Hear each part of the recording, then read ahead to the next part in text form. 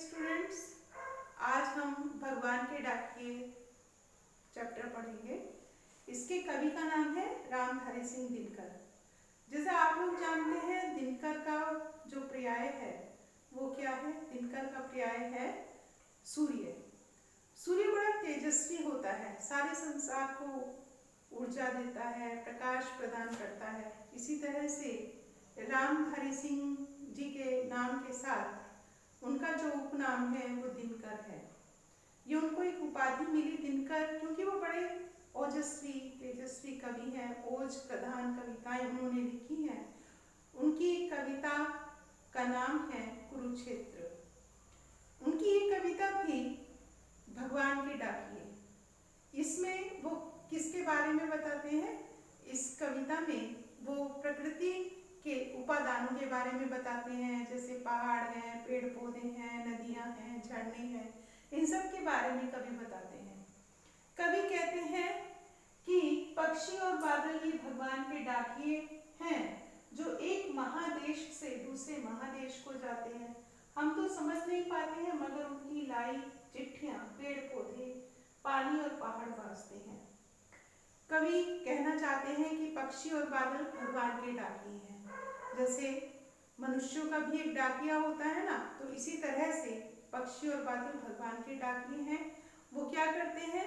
भगवान का लाया हुआ संदेश वो एक देश से दूसरे देश को ले जाते हैं। उनकी भाषा को कौन बाँच पाता है, कौन समझ पाता है, कौन पढ़ पाता है?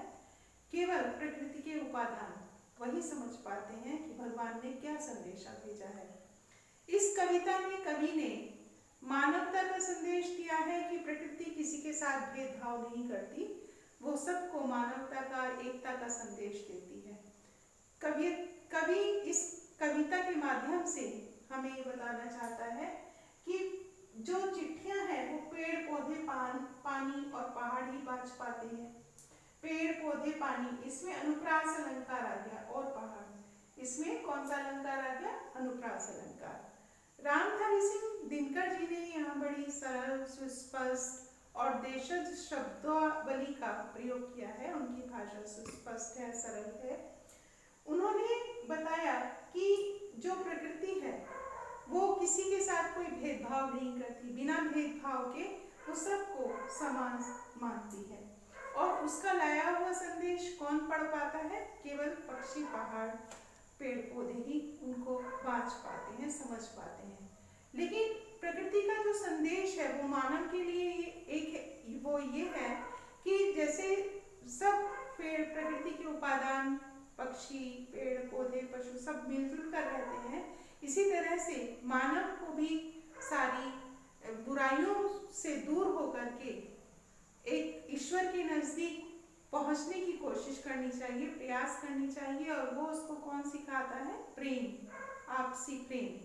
वो इसका संदेश इस कविता में कवि देना चाहते हैं। इसी कविता की जो आगे की पंक्तियां हैं, हम तो केवल बाँचते हैं कि एक देश की धरती दूसरे देश को सुगंध भेजती है, और वह सौरभ हवा में तैरते हुए पक्षियों की पांखों पर टिकता है, और एक देश का भाग दूसरे देश में पानी बनकर गिरता है।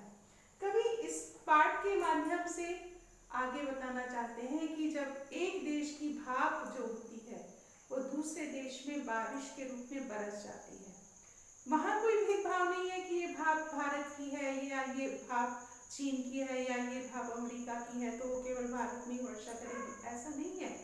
बल्कि इस कविता के माध्यम से कवि बताना चाहता है कि जो सौरभ अर्थात सुगंध, जो सुगंध है वो कहाँ की? एक देश की सुगंध दूसरे देशों तक पहुँचती है प्रकृति के उपादानों के माध्यम से, और वहाँ पहुँच करके वो एक संदेश देती है कि उसी तरह से हमें भी अपनी मानवता की सुगंध, खुशबू, सौरभ वो दूसरे देशों में पहुँचाना चाहिए, और एक देश के संबंध जो है वो दूसरे देश के साथ अच्छे होने चाहिए।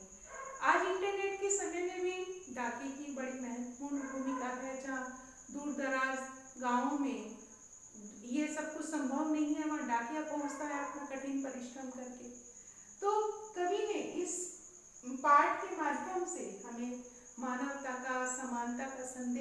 है और सबको मिलजुल कर रहने का संदेश इस कविता के माध्यम से दिया है। पहले जैसे कि एक कवि हुए हैं सुमित्रानंदन पंत, प्रकृतिवादी कवि, उन्होंने कहा था सुंदर है विहग सुमन सुंदर, मानव तुम सबसे सुंदरतम। भगवान की बनाई हुई सारी रचनाएं सुंदर हैं, सर्वश्रेष्ठ हैं, लेकिन उन्होंने कहा मानव तुम सबसे सुंदरतम, हे मनुष्य तुम तो सबसे सुंदर हो, सर्वश्रेष्ठ हो। तो फिर तुम्हें कैसा होना चाहिए? तुम्हें तो तुम्हारे कृतियों को, तुम्हारे कार्यों को तो और भी सुंदर होना चाहिए। तुम्हें अपने आप को सर्वश्रेष्ठ साबित करना चाहिए, और वो तुम कैसे करोगे? वो तुम अपने कृतियों के माध्यम से, अपने कार्यों के माध्यम से करोगे।